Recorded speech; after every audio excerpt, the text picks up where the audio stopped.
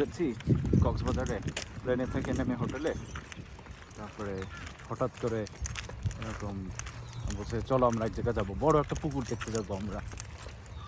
যাচ্ছি যাচ্ছি যাচ্ছি যাচ্ছি, পাশ দিয়ে দেখি দুই পাশে টিনের চালের দোকান, আমাদের ঝিনুক শামুক এগুলো সব ঝুলানো। হাঁটতে হাঁটতে হাঁটতে হাঁটতে হাঁটতে হাঁটতে হাঁটতে যাচ্ছি, হঠাৎ দেখি এরকম বড় বড় ঢেউ এসে আছড়ায় আছড়ায় পড়তেছে এই বালির উপরে। আমি আর মন তো দেখে পাগল, এইটা কি, এটাকে কি বলে, আমরা কখনো দেখি না এরকম। তারপরে সাথে সাথে তো দৌড়ায় যাব, মা হাত ধরছে, না দাঁড়াও একসাথে যাব, ডুবে যাবা তোমরা, ওদেরকে স্রোতে নিয়ে যাবে, কত কিছু। তখন আমরা তো এক্সাইটেড, প্রথমে গিয়ে যখনই দাঁড়ালাম ছাপাত করে পানি আসলো, এক্সাইটেড, মানে এত এক্সাইটেড ছিলাম যে নিচে থেকে যে বালি সরে গেছে এটা আমার টেরি পানি, ঠাস করে দুজনে পড়ে গেছি। It was wonderful. ওই